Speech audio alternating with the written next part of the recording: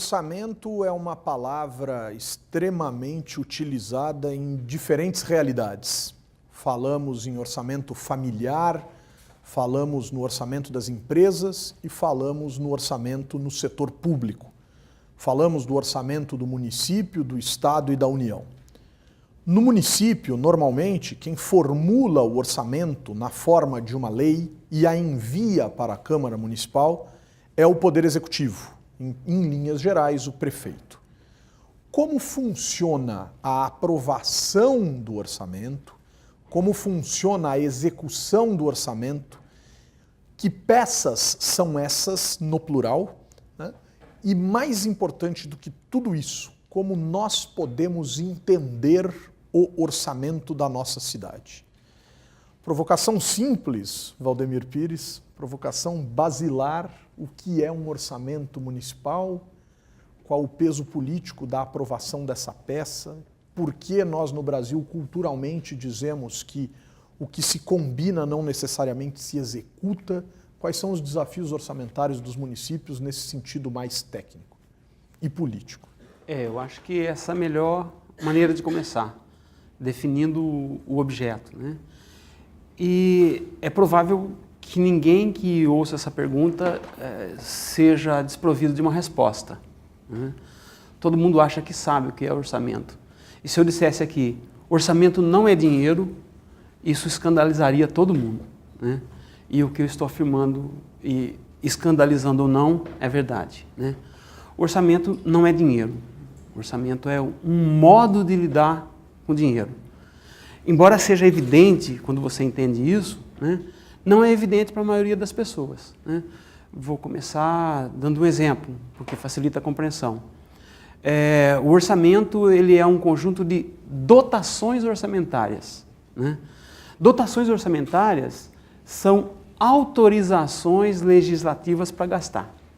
Aquele número que você tem no orçamento é uma autorização que o chefe do Poder Executivo e sua equipe tem para gastar com uma determinada e muito bem especificada finalidade. Isso é uma dotação. Veja, muitas vezes até um jornalista especializado pergunta assim, mas o dinheiro não estava no orçamento? Não, dinheiro nunca esteve em orçamento nenhum. No orçamento sempre está uma autorização legislativa para gastar. Se eu terei o dinheiro ou não para gastar, é uma outra conversa, isso vai se verificar em outro momento e isso, em grande medida, explica a diferença entre o que se propõe e o que se executa, né? Ocorre que o poder público, municipal, estadual, federal, ele não pode gastar o dinheiro senão mediante autorização da população. O dinheiro é público, né? E se o dinheiro é público, eu não posso gastá-lo ao meu bel prazer, à vontade, como eu queira, com quem eu quiser, com o que eu quiser. O orçamento serve, num primeiro momento, para isso, né? É o orçamento como autorização do povo para que o governante possa gastar. Agora, o povo não dá essa autorização diretamente, porque já imaginou consultar tantos milhões de brasileiros, tantos mil habitantes de São Paulo, tantos milhões de habitantes de São Paulo, tantos mil habitantes em Piracicaba ou Araraquara? Isso não é possível. Então, nos marcos da democracia representativa, essa autorização é dada pelo Poder Legislativo. E aí uma parte da sua pergunta também, né? Quer dizer, há todo um rito processual que quer dizer que o povo autorizou o prefeito, o presidente e o governador a realizar aquele gasto, né? Que gasto é esse? Uma dotação. O que é uma dotação? É um valor num documento chamado orçamento, né, vinculado a diversas classificações orçamentárias. Então, aquele valor, naquele valor está indicado quem pode gastar. O valor é quanto pode gastar, o limite, né? Quanto pode gastar, quem pode gastar, no que pode gastar, visando que finalidade, com que impacto sobre o patrimônio público, né? O orçamento ele tem várias classificações orçamentárias. Então, para montar a peça orçamentária, eu tenho que ter um plano de contas, né? Esse plano de contas ele tem exatamente esses componentes. E aí já começa um dos problemas da compreensão e da própria feitura do orçamento. Porque o sujeito pega aquele plano de contas e sabe que todo ano ele tem que repetir valores naquele plano de contas, mudando os valores. Isso fica tão automatizado e é ensinado dessa maneira para os contadores públicos e às vezes para os gestores e administradores públicos também, que se perde a noção do que é que se está fazendo, né? Então, quando o prefeito coloca um valor lá, às vezes nem ele sabe, né? O que ele está fazendo é pedindo uma autorização para o povo para gastar aquele valor. Se o prefeito e o vereador tivesse, e o povo também, tivesse plena consciência de que é isso que se está fazendo quando se elabora o orçamento, nós teríamos uma mudança cultural fabulosa, né? Porque o prefeito, ele próprio teria consciência, ele olharia aqueles números não como uma obrigação que ele tem que achar um jeito de transpor para poder gastar o que ele quer, né? Ele transformaria aquilo num instrumento de relação com a sociedade. Então, nesse sentido, o orçamento é um instrumento formal, que depois vai ser técnico, no primeiro momento é político, né? É um instrumento formal de relacionamento do governante com a sociedade. É fundamentalmente político o orçamento. Primeiro ele é político, depois ele é técnico. E eu reforço isso por quê? Porque nós vivemos um tempo de esforços de tecnificação da administração pública com a intenção vã, né, de transformá-la numa administração semelhante à da empresa. Isso nunca vai acontecer e é equivocado achar que isso possa acontecer. Por quê? Porque aquelas dotações que estão no orçamento são dotações que vão dar destino ao dinheiro público, que é obtido via tributação, fundamentalmente, né? E a tributação é um meio de obtenção de recurso que passa, digamos assim, me permitam a expressão, pela pancada, né? Ou você paga, ou você perde o seu patrimônio, ou você vai ter uma série de punições, né? Nenhuma instituição na sociedade tem essa possibilidade de auferir dinheiro dessa maneira. Você tem que trabalhar, a empresa tem que empreender, produzir, vender, e somente numa relação de troca ela vai conseguir dinheiro. E na relação de troca, a minha autonomia como vendedor é a mesma que a sua como comprador. Nós temos que chegar num acordo. Agora, no poder público, o acordo é anterior à nossa relação individual, né? É o contrato social. Você está obrigado a cumprir, mesmo que você não assinou, porque você já nasceu sob esse contrato e não é signatário especificamente individual, né? Então, o fato de ser obrigatória a prestação pecuniária na forma de imposto torna obrigatório que o governo pergunte a você, no que eu posso gastar isso que eu arranquei do seu bolso?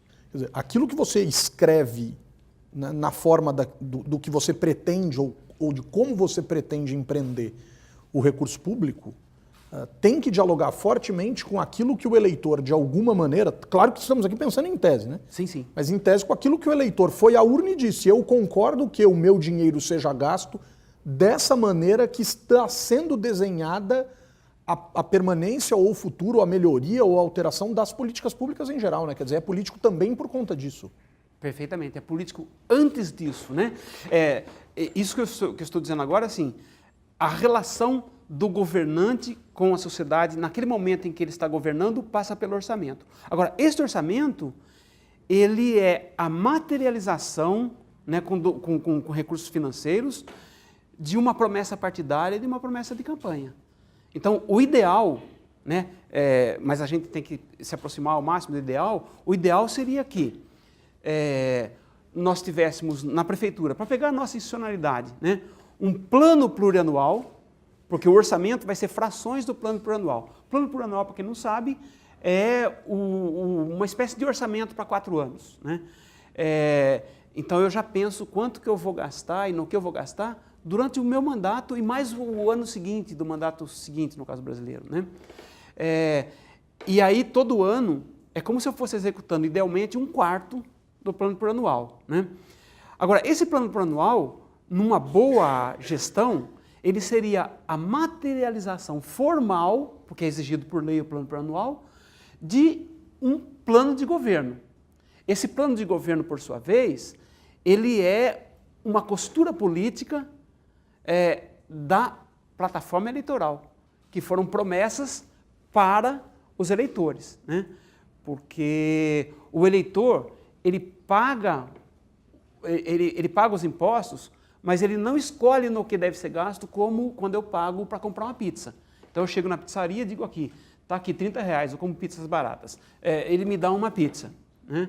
Então, o contrato foi liquidado na hora. E você escolhe o sabor. E eu escolho o sabor, e se não tiver legal, eu devolvo, né? Está estragado o ingrediente. Agora, no caso do governo, a escolha é pública. A contribuição é individual, compulsória, e a escolha é pública. Então, qual é o mecanismo que a gente encontrou para fazer com que essa escolha seja a melhor possível, né? A eleição é o momento em que eu faço a escolha de uma cesta de bens públicos que me é a mais conveniente. Olha, eu prefiro que tenha previdência, mas não tenha mais investimento em portos, né? Então, a campanha vai me passar esses elementos. Eu escolho o candidato que eu suspeito, e hoje em dia eu suspeito que até a minha suspeita não seja muito, né, que vá ocorrer.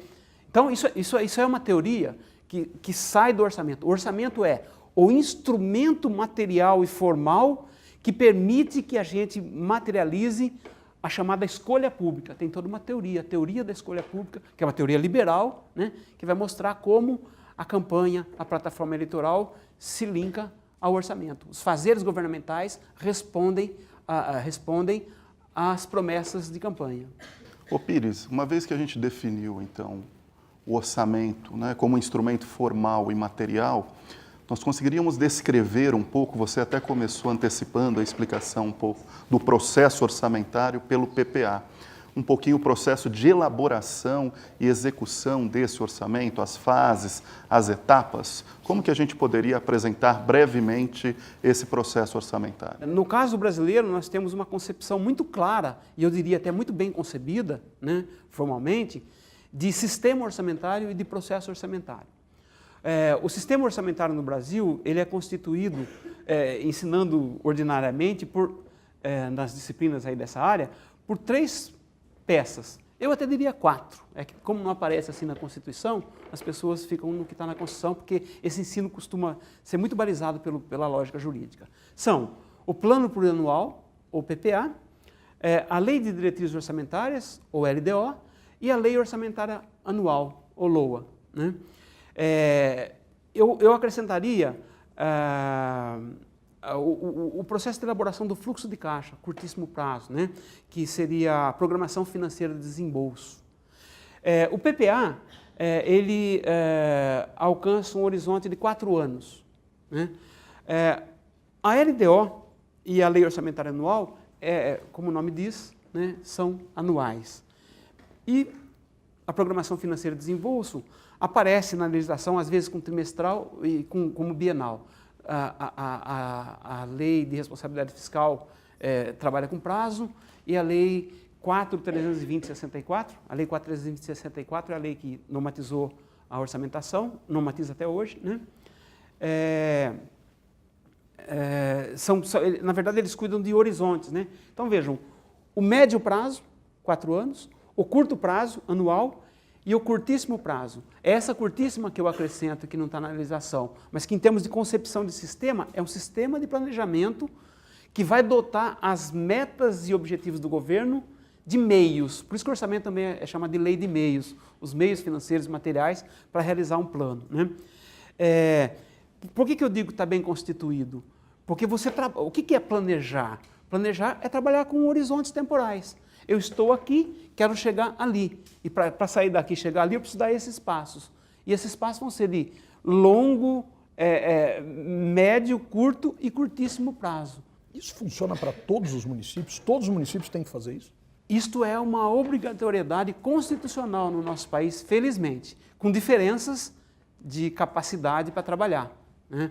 Porque você tem 5.570 municípios, 80% vivem de transferências federais, né? A maior parte já tem funções pré-definidas, né? Então a margem para criar é muito pequena, mas mesmo assim tem o compromisso de fazer os encaixes financeiros com os objetivos a perseguir, né? Então esse é o sistema orçamentário. Agora, esse sistema é como se ele fosse a anatomia do orçamento, o corpo, né? Cabeça, tronco e membros. Agora, um corpo só é vivo se o seu metabolismo está funcionando. Então, o modo de operar. O modo de operar é o processo orçamentário. Então, como é que opera o processo orçamentário? Ele opera na forma de um círculo que se repete a cada ano, né? Que começa com a elaboração orçamentária pelo Poder Executivo, né? Pela discussão e aprovação legislativa, pelos vereadores na cidade, pelo Legislativo, portanto, né? A execução e a avaliação. São 4 fases dentro de um processo que se repete todos os anos, né? Muito trabalhosa, muito complicada, né? E que tende a ser transformada num mero rito, para fugir exatamente da complicação, né? Então, na fase da elaboração, o Poder Executivo vai fazer uma estimativa de receita e tentar encaixar as dotações naquela estimativa de receita, tentando cumprir o plano de governo e oferecer os bens e serviços, manter as políticas públicas no interesse da cidadania, dos consumidores de bens públicos, né? Aí ele faz a peça orçamentária, que é então a proposta orçamentária, o projeto de lei orçamentária. Vai para a Câmara, né? Vai para o Legislativo discute, aprova, emenda ou não emenda, e aí então, nesse momento, quando se transforma em lei, a proposta orçamentária vira lei. A lei orçamentária, então, agora virou a autorização do povo para gastar. Então, o prefeito vai poder gastar. E vem a execução.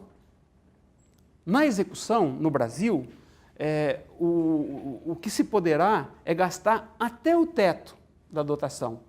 Não pode gastar mais. Mas não é obrigado a gastar exatamente aquilo que propôs. Isso, por um lado, é bom, por um lado é ruim, cabe discutir, né?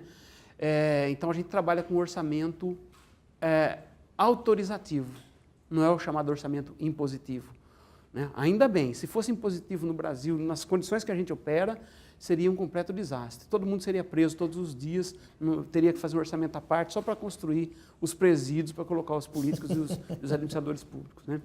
E aí vem uma parte da resposta à sua pergunta inicial. Em que medida isso se descasa, né? O grande problema da orçamentação no Brasil é o momento da execução, né? Você tem a possibilidade de pedir créditos adicionais. Então, aquelas dotações que estão no orçamento são os créditos iniciais, os créditos que a sociedade dá para o governante gastar. Aí começa a execução financeira. A execução financeira é o governo recebendo dinheiro e gastando, recebendo e gastando, recebendo e gastando. Conforme a receita e conforme as pressões por despesa, o orçamento vai se mudando. E aquilo que está previsto nele pode ficar completamente desfigurado, né? Por causa dos créditos adicionais. O que são créditos adicionais?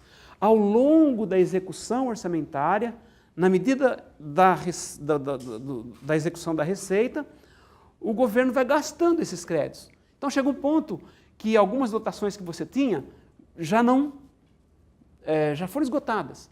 E aí o governante se depara com a seguinte situação: ele pode ter o dinheiro e não poder gastar porque não tem autorização. Não se escandalizem, né? Os governos do Brasil todos operam legalmente com 2 caixas. Não estou falando que eles operam com caixa 2. Eles operam com 2 caixas. É um A e um B.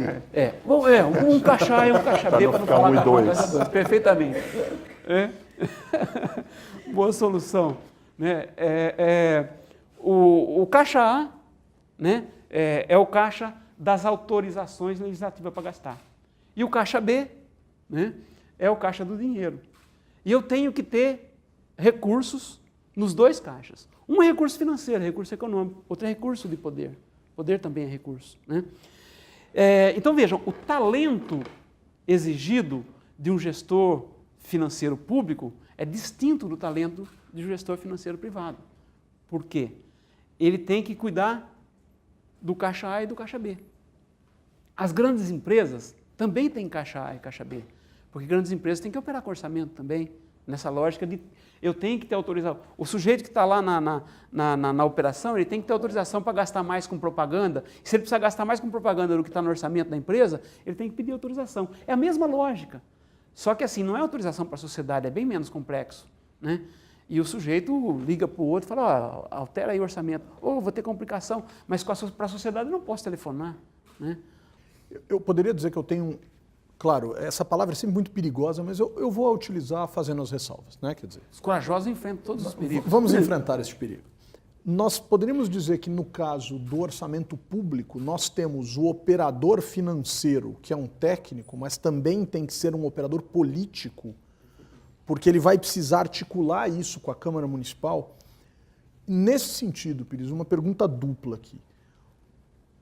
É bem complexo, e são 5.570 municípios. Nós temos, e o prefeito, aos olhos do eleitor, definitivamente não é eleito para fazer orçamento. Não. Ninguém pergunta, o senhor sabe fazer orçamento, então eu vou votar em você, ou a senhora, enfim. Então, nós temos mão de obra preparada para construção do orçamento, né? Eu acho que esse é um ponto importante. E o segundo ponto, se é uma peça política, e em vários momentos você falou em povo, nós temos instrumentos que de alguma maneira consigam aproximar o povo dessa feitura do orçamento e da observação da sua execução? Captei vossa mensagem, amado mestre. Bom, são duas coisas, né? Eu acho que, primeiro, nós não temos técnicos, nem em quantidade suficientes para levar a efeito uma boa gestão orçamentária, né? E isso, em parte, se deve à escassez de gente, a poucas oportunidades de formação, mas se deve também a uma concepção insuficiente de gestão orçamentária que a gente tem no país. A literatura que nós temos é paupérrima, né? Eu mesmo, com a minha insuficiente competência, procuro lidar com isso, né? Faz anos que a gente não tem livros novos sendo publicados, os artigos são em muito pequena quantidade, até porque ninguém é bobo nem louco o suficiente para se meter com essa área, que é muito chata, né? Muito chata se a gente não percebe como que é a coisa dentro, né? Porque tem exatamente essa dificuldade que você aponta.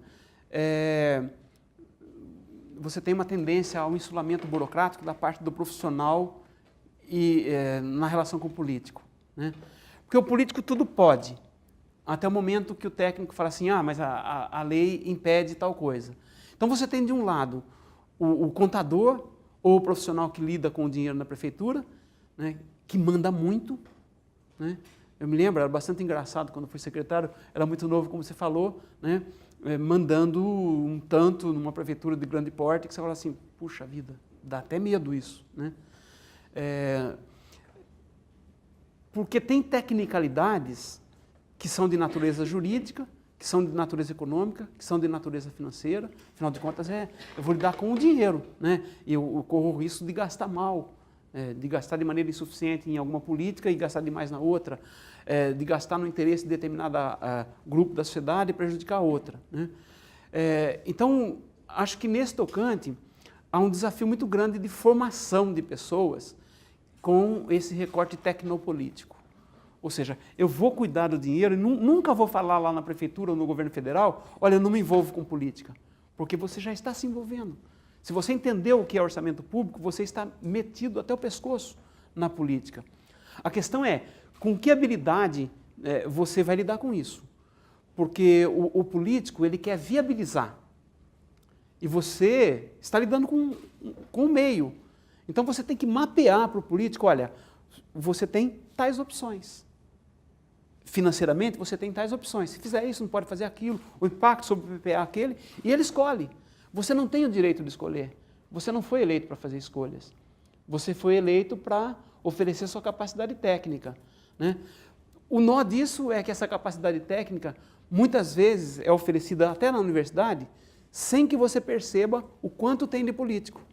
E te permite repudiar a política com o direito que o diploma te dá, que não é um direito de verdade, né? Por outro lado, você tem o político, que foi eleito para viabilizar coisas. Eu vou me perder, agora vou perder tempo discutindo lei de responsabilidade fiscal, lei 4.320, eu quero que tenha dinheiro. É assim que acontece no cotidiano, né? Então falta também ao político um certo verniz de perceber isto. Por que eu digo verniz? Porque ele não tem que ser um orçamentista, mas ele tem que ter noção do orçamento. Se o político pelo menos percebesse que o orçamento é o principal instrumento para evitar o patrimonialismo e, portanto, ser republicano, estaria ótimo. Por que o orçamento é esse principal instrumento? Porque quando eu tenho uma perspectiva patrimonialista, que todo mundo já sabe o que é, né? Aquele que gere o município, ou o Estado, ou a coisa pública, como se a coisa fosse sua, Então é a minha vontade que vale, né? O republicano é o contrário, né? Tem uma coisa pública e eu tenho que prestar contas a ela, não sou eu que decido, eu tenho um limite para isso. O orçamento é o lugar em que eu mostro. Primeiro, é o lugar que eu peço autorização para o povo, eu estou sendo republicano. E segundo lugar, que eu faço isso, né? Agora, como que eu reduzo a distância, né? Aí, o Brasil é um inventor de uma metodologia para isso, que é o orçamento participativo, né? Que é todo um esforço de aproximar o governante do povo, perceba, na hora da execução orçamentária.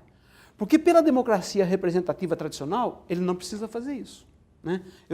Eu tive o mandato, eu fiz o orçamento, submeti a vontade popular passando pelo legislativo, já fiz tudo o que tinha que fazer para ser republicano e democrático na democracia representativa tradicional. Mas a democracia representativa tradicional tem mostrado suas insuficiências.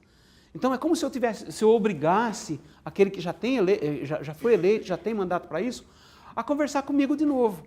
Claro que isso provoca uma tensão, né? Uma tensão na forma como o poder está organizado para lidar com o dinheiro.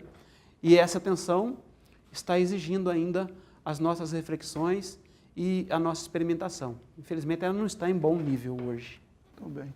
Ô Pires, além de toda essa tecnicalidade, normatividade, regras, normas, procedimentos que estão dentro do sistema e do processo orçamentário, que às vezes nos pequenos municípios, como você bem descreveu, falta capacitação, né, para dar conta disso, como que a gente pode também incluir nesse debate os princípios da gestão pública contemporânea? Você acabou de trazer a ideia do orçamento participativo como uma inovação sociopolítica, que inclusive hoje o Brasil exporta, né? Já é uma metodologia utilizada internacionalmente. As questões de transparência, de participação, de controle social. Então, se já é difícil dar conta do orçamento dentro das suas normas, né? Como avançar para dentro desses princípios? É aí que a coisa vai ficando emocionante, né? Que assim, aquele troço que é engessado, Lei 4.320, coisa de contador, coisa de advogado, vai se tornando coisa de gestor público, né? Da maior qualidade, gestor público democrático e republicano.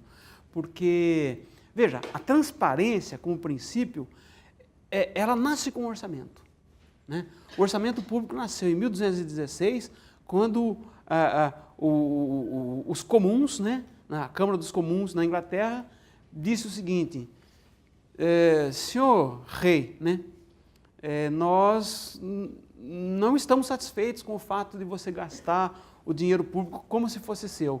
Quer dizer, a ideia republicana nasceu antes da república, no seio da monarquia, né? Então, uma coisa é o erário público, que pertence ao país, né? Outra coisa é o gasto da família real. Então, eu não posso assim, porque eu não gosto do filho de não sei quem, fazer uma guerra contra ele e agora o povo vai pagar. Isso é uma coisa de foro íntimo, né? Então, nós criamos o orçamento. O orçamento nasceu assim, como uma ideia de controle social e de transparência. Então, vai haver uma dotação para a família real e o resto nós discutimos aqui, tem que pedir autorização. A ideia de dotação nasceu ali, né? Então, está ali o germe da República. Bom, mas hoje nós falamos de transparência num outro nível, né? Numa transparência com o sentido de accountability, de responsividade. Eu diria até que nós criamos uma situação internacional que está chegando a nós, que exige dos governos uma política de transparência. Então, uma coisa é você fazer o orçamento público de acordo com a Lei 4.320, com os aperfeiçoamentos trazidos pela Lei de Responsabilidade Fiscal e pela Lei Complementar 13109, que obriga, inclusive, que o orçamento esteja na internet. Seja divulgado amplamente. Seja divulgado. Uma coisa, Fernando, é você obedecer à legislação e fazer isso. Outra coisa é o governo ter uma política de transparência, entendendo que a transparência é um bem público. E se ela é um bem público, eu tenho que ter uma política para ofertá-la. Agora, essa política para ofertá-la passa por conceber todo um mecanismo de elaboração orçamentária que vai junto com a divulgação orçamentária. Então, divulgar na internet, não só porque foi obrigado, mas fazer um esforço para divulgar de uma forma compreensível. Hoje, se você entra nos sites de transparência dos governos, principalmente municipais, é um desastre, é uma vergonha. As pessoas estão cumprindo, os governos estão cumprindo a obrigação e não entrando na lógica da transparência, né? Eu escrevi uma monografia chamada Transparência Orçamentária Municipal via Internet, que procura discutir exatamente isso, né? Tom Web, né? Tom Web, fazer um gracejo ali, né? O Tom, e é a Tom, hein? Não é o Tom, a Tom Web. Então, a ideia é de que os municípios têm uma política de transparência e ali está demonstrado que é fácil ter uma política de transparência do ponto de vista técnico. Por quê? Ali eu desenvolvo uma cesta de itens que devem comparecer no blog, na página do município, que eles já produzem. E hoje em dia, qualquer criança é capaz de, por meio de um blog, trabalhar com isso. Então, se os documentos exigidos já são produzidos obrigatoriamente, se disponibilizar na internet é muito fácil, a pergunta é, por que isso não acontece? Aí a gente cai no político, porque tecnicamente não existe a menor dificuldade no Brasil para não ser transparente. A institucionalidade está organizada assim de forma exemplar para qualquer lugar do mundo. A questão é como é que você vai lá e faz. Eu tenho alunos que vão nas prefeituras trabalhar essa questão e ainda tem no Brasil gente que diz essas informações só por cima do meu cadáver. Pires, o Fernando colocou o desafio de observarmos aspectos mais atuais da gestão pública. Eu vou pedir licença aqui para vocês, vou dar 2 passos para trás. Nós falamos em formação de gestores, de pessoas especializadas, nós falamos no prefeito, nós falamos no papel da Câmara, mas eu gostaria de tocar na questão do vereador. Perfeito. Quem é esse agente nessa história toda? Primeiro, tendo em vista o distanciamento da percepção do eleitor em relação ao papel desse sujeito como, por exemplo, uma das funções do Legislativo, fiscalizar a implementação do orçamento. Perfeito. Quer dizer, como é que a gente resolve esse problema? Porque, aparentemente, num mínimo de 9, num máximo de 55 vereadores que compõem as câmaras municipais dos municípios brasileiros, em tese nós teríamos aí um bom conjunto de agentes, para dizer o mínimo, vistores do orçamento municipal. Né? Ótima questão. Eu sou um defensor do orçamento participativo há muito tempo, né? Tem um livro sobre isso lá do começo dessa discussão, né? Mas desde o começo eu percebia, né, eu tinha um incômodo. Né? O incômodo é que, assim, veja bem, nós estamos pedindo para que a população discuta, mas aquele que tem a função não está fazendo isso. Né? Nós temos vereadores que não se envolvem, seja porque não tem capacidade, seja porque não tem interesse, mas a capacidade se resolve, né? Você é só capacitar, com a questão orçamentária. Então, primeiro, eles são os indivíduos que vão aprovar e eles depois vão fiscalizar. Então, essa distância que há entre o orçamento concebido e o orçamento planejado, ninguém se preocupa. E mais do que isso, ao longo da execução orçamentária, sabem o que tem que ser feito para o prefeito conseguir mais créditos adicionais, mais autorização? São os vereadores que votam os créditos adicionais. Então, eles gerem o orçamento. Os vereadores gerem o orçamento público. Não só na hora de planejar, mas na hora de executar, porque são eles que dão autorização legislativa. Agora, a principal invenção brasileira para melhorar a intervenção legislativa no orçamento chama-se LDO. Por quê? O que o vereador pode fazer na lei orçamentária é muito pouco, na legislação anterior e na atual. Porque ele só pode mexer no orçamento, aumentar uma dotação, se ele diminuir outra no processo de feitura orçamentária. Como é que ele vai fazer isso? Ele vai tirar a dotação que favorece um vereador para pôr na dele. Vai virar uma guerra. Por isso que existe a emenda parlamentar. Sabe o que é a emenda parlamentar? É um jeito de resolver isso, não criar problema. A emenda parlamentar, gente, é dizer assim para o legislativo, olha, cuida só daquilo que é do seu interesse paroquial, daquele pedacinho, que é muito pouco, e não olha o orçamento. Aí ele vai atrás só da emenda parlamentar, ele não olha o orçamento. Isso que foi uma coisa federal já está chegando nas câmaras. já está a emenda parlamentar. E mais do que isso, não deixa de ser um caixa 2 institucionalizado, porque o caixa 2 não, um propinoduto aí institucionalizado, porque antes o executivo podia comprar o parlamentar de forma ilegal. Agora eu compro dentro da institucionalidade, né? E o parlamentar se contenta com isso. E ele não deu a menor atenção para a LDO, porque a LDO é onde o executivo vai propor as diretrizes para o orçamento.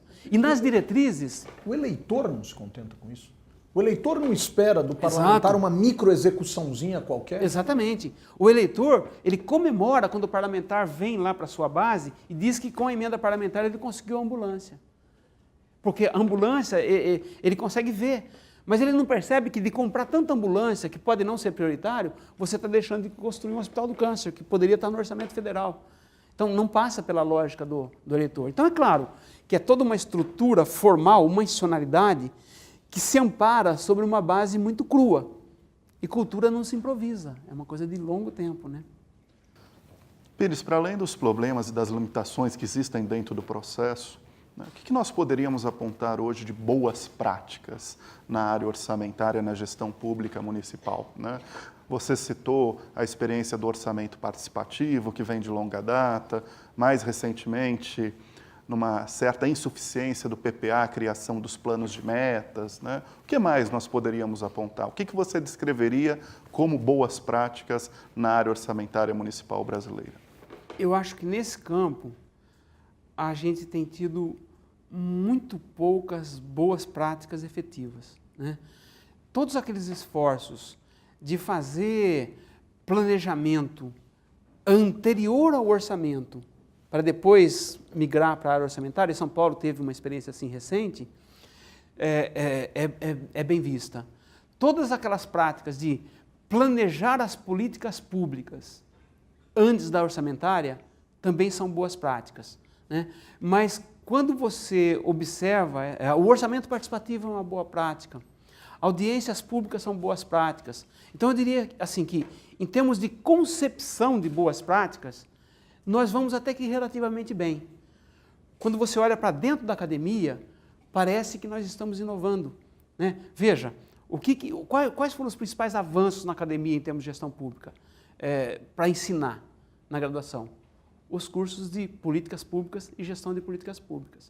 Então, em termos de concepção, absorção de tecnologias e know-how, né, nós estamos dialogando com o mundo nas nossas universidades.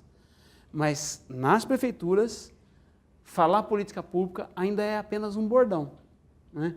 Elas ainda não ganham aquele nível de concepção setorial, planejada, que vira orçamento, né? Nós não percebemos ainda, esse é um diálogo que eu estou fazendo com o nosso colega Leonardo Sec, você também está fazendo no novo livro dele de políticas públicas, elas não dialogam ainda com orçamento. Veja, os municípios ainda não se apropriaram do orçamento, ainda não se apropriaram da concepção de política pública.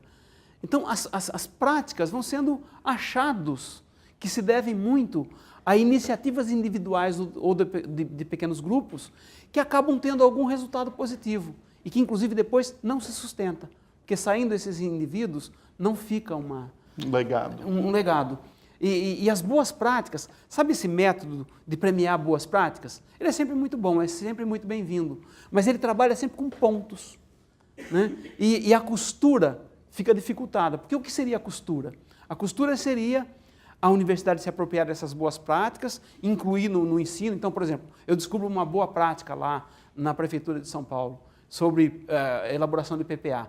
E eu trago essa boa prática como seminários com os meus alunos para ensinar, né?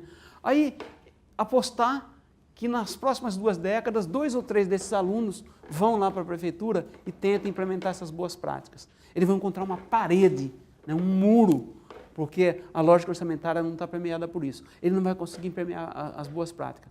As boas práticas viram um livro, né, que a gente vai gostar de ver, vai definir, e os municípios continuam na mesma. Então, acho que essa questão das boas práticas, a gente precisa encontrar um mecanismo que coloque a universidade e a institucionalidade governamental em diálogo de forma mais intensa. E isso é difícil de fazer, né? Eu acho que experiência como essa que vocês estão aqui com com um Brasil, né? E fazer ouvir, divulgar, sair dos muros, são extremamente importantes. Tem um valor para além daquilo que vocês talvez tenham percebido desde o começo. Boas práticas, bons gestores, bons políticos, bons desafios acerca do orçamento municipal. Brasil e IEASH USP, o curso de Gestão de Políticas Públicas, agradecem a presença de Valdemir Pires. Professor, muito obrigado. Prazer. Já acabou?